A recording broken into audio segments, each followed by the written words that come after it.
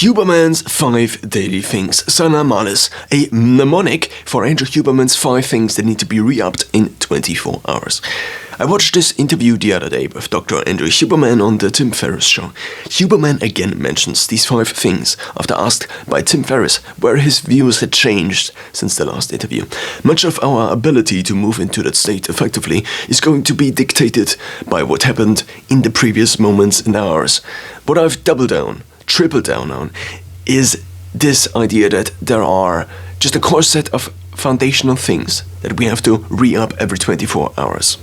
Huberman's core set of foundational 5 things, in order of appearance, assuming prioritization. 1. Sleep. 2. Nutrients, divided into macro and micronutrients. Category includes supplements, 80% or more from unprocessed or minimally processed foods. 3. Movement, combination of cardiovascular and resistance training. 4. Light, sunlight in the early part and throughout the middle of the day. Minimize artificial light exposure in the evening or late parts of the day. Social and late parts of the day. 5. Social connection, relationship, can include relationship to self. In order to remember these, the following options came to mind, using the 5 fingers of the hand as a memory aid, coming up with an acronym, MNEMONIC. Creating a mnemonic, motivation, remember these 5 points easier. Main problem, sleep, nutrients, movement, light, social connection, only consonants, B, C, D, F, no vowels, A, E, I, O, U. In most, so we have the consonants S, N, M, L, S. In most languages, therefore also the speaker's pronunciation capability, consonant after consonant, is unusual. Adding vowels as a possible solution. Adding vowels, E, I, O, U, have different pronunciations in different languages or within one, creating unnecessary pronunciation complexity. How should I even pronounce this? Since Latin is the root of at least the Latinian, Romance languages and also influenced other European languages, making something sound Latin would create an association with Latin, therefore the base assumption to pronounce it like a Latin word, creating a Latin-looking or sounding word. First, one could just add one A in between each consonant. We have S, N, M, L, S. Adding lots of A's results in Sana Malas. Apart from sounding like salami, we now have a word that looks and sounds like Latin, or the spoken derived languages thereof. Guess why the South of America is called Latin America? Has a clear distinction between the vowels that hold new meaning and the consonants for Huberman's 5 things, creating some fake etymology. Etymology being the origin of words. Etymology is the study of history, of the form of words, and by extension the origin and evolution of their semantic meaning across time. It is a subfield of historical linguistics and draws upon comparative semantics, morphology, semiotics, and phonetics. Source Wikipedia. Conveniently, sanus, sana, sanum, Latin has 3 genders. The word endings are changed depending on, you guessed it, the genders. Already is a Latin word. It means healthy. Malus is also already a Latin word, meaning bad, evil, wicked. Declination looks like this. So we have the 3 different genders and then nominative, genitive, dative, accusative, vocative, and ablative. So we have 2 additional cases in Latin. Then masculine. So we begin with singular, masculine, malus, mali, malo, malum, male, malo. We have feminine, mala, male, male, malam, male, mala. And we have neuter, malum, mali, malo, malum, malum, malo. And then we have plural, also both the 3 genders. We start again with masculine, mali, malorum, malis, malos, mali, malis. Feminine, male, malarum, malus, malas, male, malis, and neuter, mala, malorum, malis, male. That was wrong. I begin again with the nominative, mala, malorum, malis, mala, mala, malis. Sanus equals healthy, malus equals bad, assuming we take the most common meaning. Now the big problem for everybody not speaking Romance or Latin languages with word endings not changing much might be the lack of knowledge about the declension, etc. One might argue one could nonetheless make a Pareto improvement change with no downsides, only upsides to Sana Malas, already exchanging the last A with an U or U. Many might know mens sana in corpore sano. Mens is the mind, sana is an adjective describing the mind further. Since the mind is feminine, the feminine form sana is taken. In corpore, in the body. Sano, the same word, but now the ending has adapted to the body. Corpore, neutrum. Neutrum. Healthy mind equals healthy body. Or the whole saying equals healthy mind in healthy body. Now, if we declense sanos, then it looks a little bit differently. We again start in masculine singular. Sanos, sani, sano, sanum, sane, sano. Feminine. Sana, sane, sane, sanam, sana, sana. Neuter. Sanum, sani, sano, sanum, sanum, sano. Masculine. Plural now. Sani, sanorum, sanis, sanos, sani, sanis. Feminine. Sane, sanarum, sanis, sanas, sane, sanis. And neuter. Sana, sanorum, sanis, sana, sana, sanis. Combining it, problematic sana plus malus are both adjectives. If one would be a grammatical object, not object but subject, then the other one would need to adapt to it. Sana mala or sana malus, sanus malus, which both don't align with the required consonants for Huberman'S 5 things. The created meaning is not that advantageous. The healthy bad, or the bad healthy. So the healthy bad or the bad healthy. No one wants bad health, so another approach would be to use more known forms of both, or at least one of these words. Coming back to mens sa, na in corporis sanu, or mens sa u, na, in case of proponent of heat exposure. Most people would, if so, probably remember mens sana, also despite the duality of the health and body and mind and the saying. The health of body and mind the saying is about. If one had to prioritize one of both, it might be the healthy mind. Therefore, we take sana. In order to now create meaning out of sana manus, one could try to create meaning options. Smuggling an est equals is in between. But that doesn't result in anything remarkable. Sana malus est, still two adjectives, also wrong form. Healthy is bad. Assuming sana malus is only the short form of a longer, obviously also made up sentence saying mens sana in corpore something, well, what now? In corpore malus, it would have to be malo, similar to sano, since both to my knowledge have to be declined in the same way. What could one want to say? In order to keep a healthy mind and body, one has to do these 5 things daily.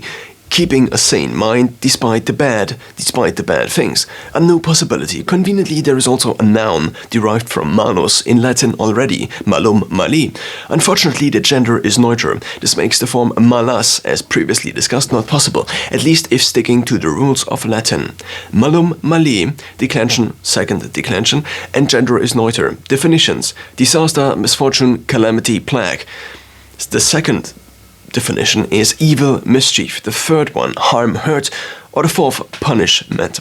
But there is a declension with the 3 needed consonants: movement, light, social connection, MLS, malis.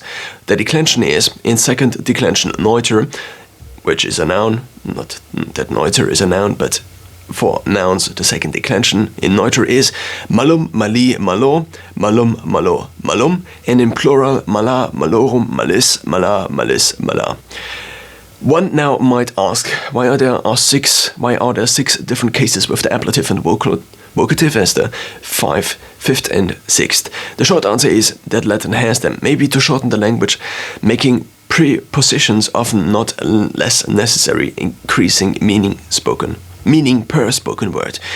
In grammar, the ablative case, ablative, sometimes abbreviated RBA, ABL, is a grammatical case for nouns, pronouns, and adjectives into the grammars of various languages. It is sometimes used to express motion away from something, among other uses. The word ablative derives from the Latin ablatus, the irregular perfect passive participle of aufere, to carry away.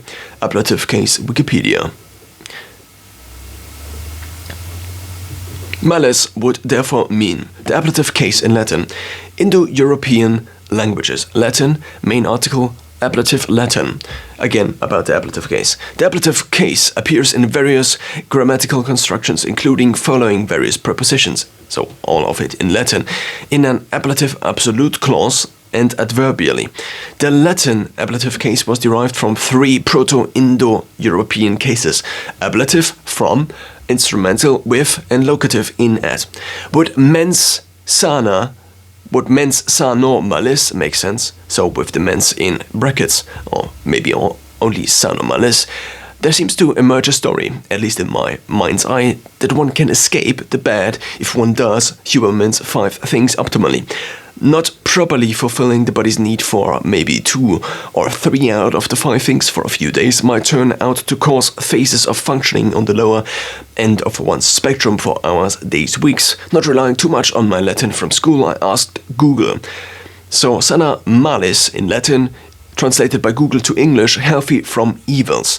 The translation of just these 2 words, the from stems from the ablative, already seems to make some sense.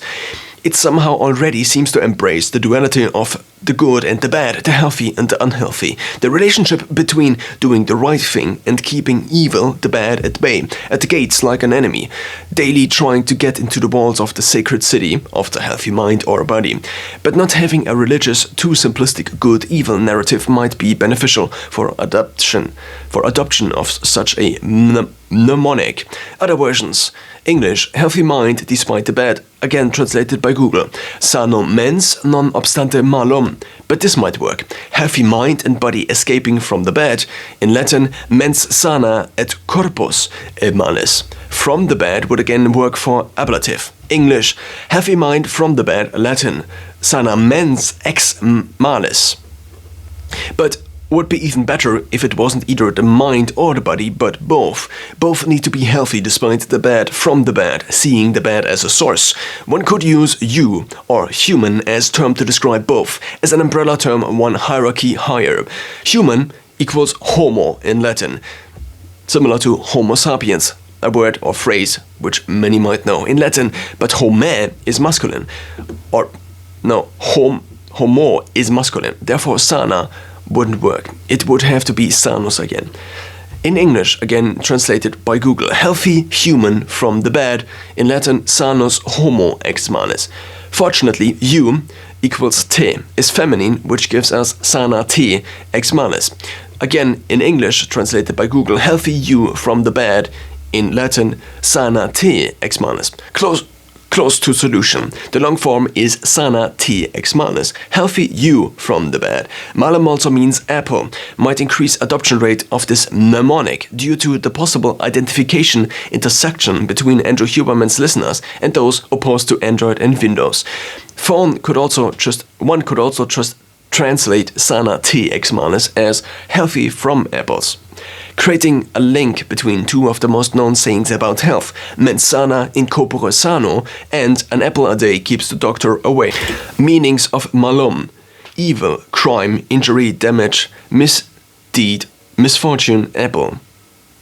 Despite previous translations, I think we have a winner with 2 possible interpretations. Sana, in brackets ex malis, has both a long and a short form.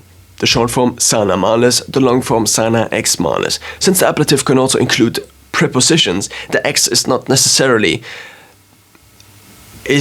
really necessary, but can be included in explanations of this mnemonic or Latin phrase. Leaving out the te leaves room for ambiguity. The shorter a sentence, the higher the number of possible interpretations.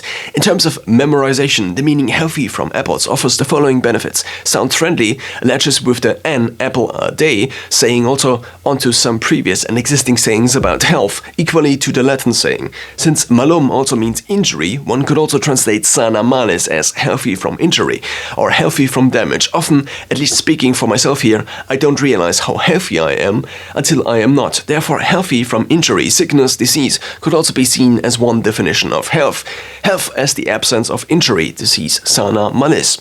So next time one wonders why one feels suboptimal, a look to one hand, maybe the left one, maybe beginning with the thumb, sleep, that holds the key, or the opponent or the opposite position, is also only one activity to be done mostly unconscious. Remembering sana malis, healthy from injury apples, might bring up Andrew Huberman's 5 things. S, sleep. N, nutrients. M, movement. L, light. S, social connections. Sana malis.